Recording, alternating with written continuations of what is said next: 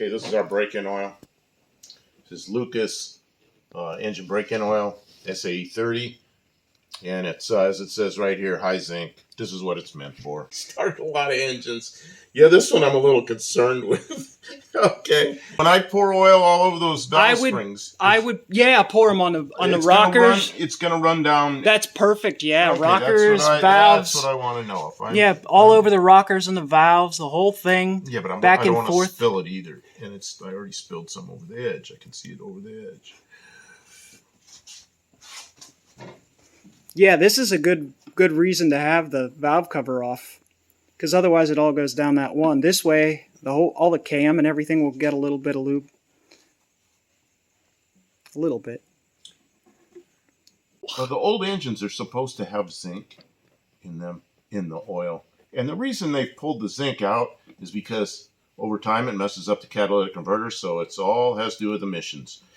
And well, this isn't a catalytic converter. Right. Engine. So we don't care about that because it's not going to affect the catalytic converter. And you need the zinc. Why do you need the zinc? The zinc, I think mostly it's for the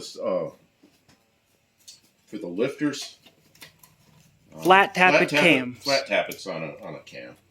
And this is definitely a flat tappet, and it's an aftermarket cam. If you didn't see that episode. Okay, now that I poured 2 quarts in. Did we put the pan on and put the oil plug in the pan? Here, let me look underneath and see how much is draining on the floor so far. No, that's just a little bit of transmission fluid. I did notice that we don't have a dipstick. Oh, do we have a dipstick? Well, we have you. Or is it going to be like the Studebaker where we use a zip tie again? Big zip ties seem to make okay dipsticks if you know, put some notches on them, I guess, know what it means. We're going to need to find a dipstick tube somewhere around here. So you think we have one? I don't know. We have so much stuff. We got a lot of stuff. A lot of stuff from a lot of engines, a lot of cars. We could, probably rob one off of something. This is a 5-quart system, but Slant Daily Garage, Shane, suggested putting 6 quarts in it because we're not going to care about windage because we're not going to turn it over about 2,000 RPM during the break-in. And I'll say this about break-in too. This cam has been run. And we kept the lifters all in the same order. So really not breaking in the cam. I think, I don't know how much time was on that cam. But I'm sure it was more than 20 minutes. I mean, there wasn't a lot of visible wear on the cam or lifters. Do you remember seeing any? No, everything looked really good. But just means it was broken in right. Didn't have a lot of hours on it. Yeah, and this cam is older than any of the cam and lifter problems that people have had on the internet. Like, this is older. This has been sitting in the back of your van since before that started. People put really heavy springs. They leave the double springs, and there's a lot of things that aren't done right. But then there may have been a problem. So, I know they found some cams that were ground straight when they're supposed to have a taper on them. A straight ground cam was a problem. Yeah, these are just stock Slant 6 springs as far as I know, so it should be about as easy on a cam as anybody ever was. But then again, we don't know who matched all these parts up, so this is an interesting engine because it's just a lot of stuff from a lot of engines. Kim, you have experience with these. When you start getting oil pressure, what happens up here? Does oil go all over the place, or you just see it flow, or what happens? Okay, so oil comes up through the rear bolt in the rocker shaft. It fills the rocker shaft, and then each one of these rockers has a little hole in it that comes out right here. It spits at a certain orientation, it'll spit oil out. So once there's pressure in the top rocker shaft, it'll start spitting oil. It'll make a hell of a mess once it's got pressure, Okay, full so pressure. when we're cranking it, we might see some oil come up here. Yeah, and once we see it start spitting, we know that there's pressure. But we'll already know we're building pressure because we have that little curly Q down there goes into the our new oil pressure gauge that I just procured. I'm going to walk in front of you. From Amazon. And then we're going to crank again. This sounds really rough, this starter. Or do they stop? I don't remember. I remember Chrysler sounding really... Sounds exactly like a Mopar starter to me. Let me go in and hold on to the oil gauge and oh yeah, see if you have oil pressure. I don't think there's anything to see. You may see oil pressure. I'm just going to crank it for a little bit. Okay?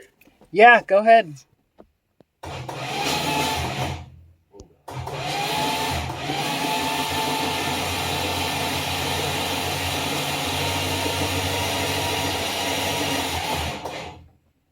See anything? Nothing yet, but I'm dripping fuel from this fuel leak. I'll keep going. It's not a lot. if you got a towel or something to lay down.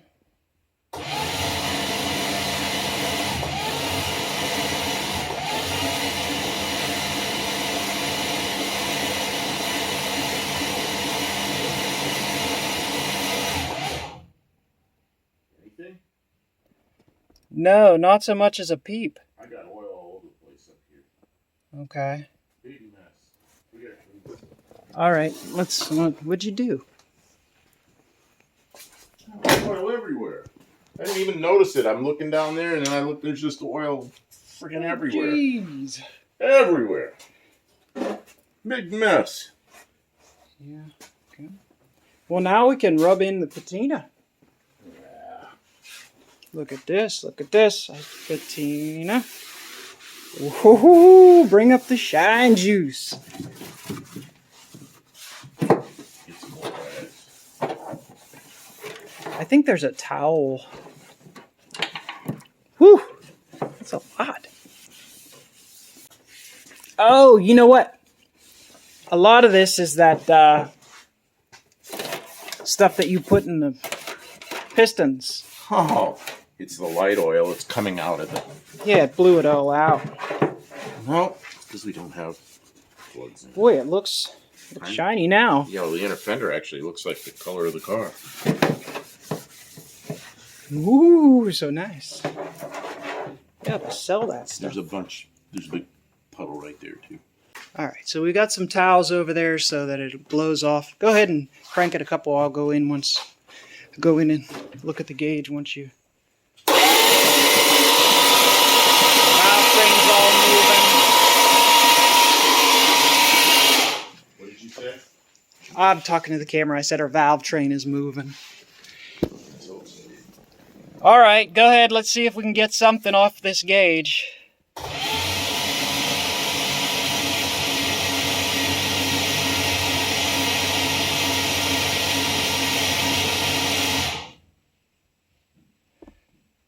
Nothing yet.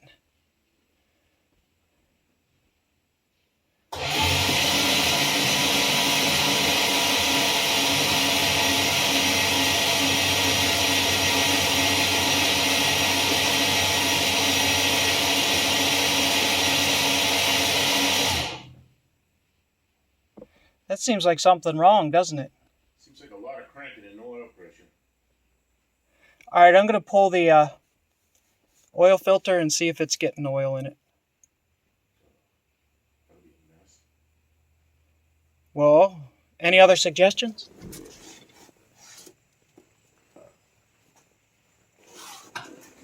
I mean, I don't know. It seems like it should have something by now.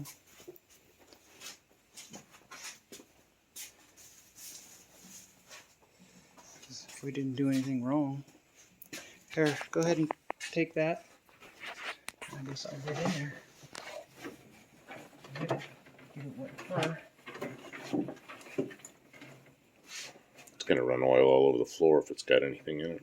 Well, then we'll know. No.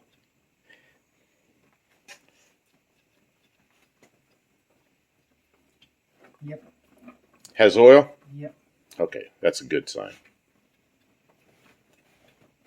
I mean, this oil filter probably takes a quart of oil. It's huge. Yep, probably does.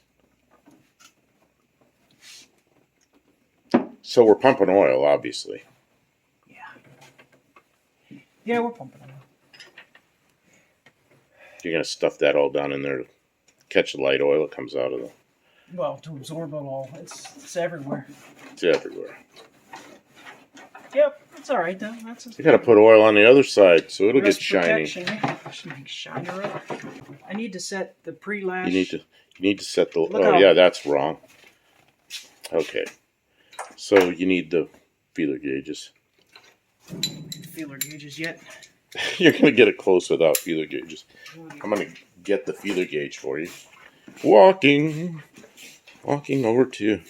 See, we've got the plugs already. Here's the feeler gauge. A feeler gauge.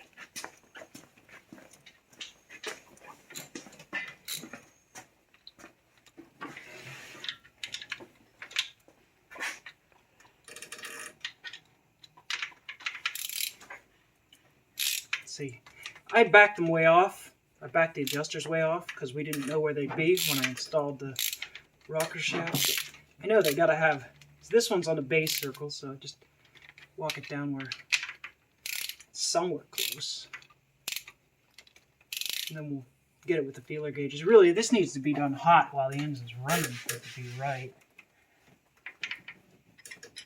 See how... Oh, that's really loose. Yeah, it's wrong. So if you're doing it hot while it's running, Mhm. where's the oil going? How much oil is going all over the place? Or is it not much? It's enough that some people get fancy and I'll make special valve covers. Yeah, but you know, it really doesn't take long once you know what you're doing. You got to have your wrench this way because it's going to go boom, boom, boom, boom. So you got to know how to hold your wrench. And then you just kind of... Her Y-block Fords were like that. It's real fast And- once you know what you're doing. Yeah, a little oil, but not much. I guess the Chevy guys had oil all And over you the just place. stuff a towel here and it catches it. And then this side's always shinier and less rusty than the other side. Turn it over a couple times and I'll see if I can get the rest of the lash good.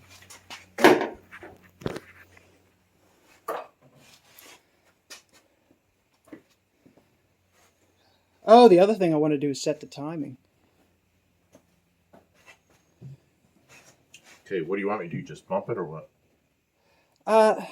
Just, I'll crank it. yeah.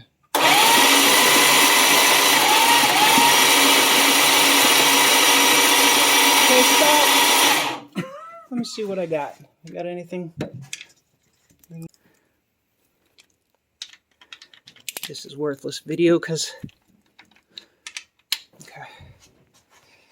All right. Just give it a bump. Like we want like one rotation or something.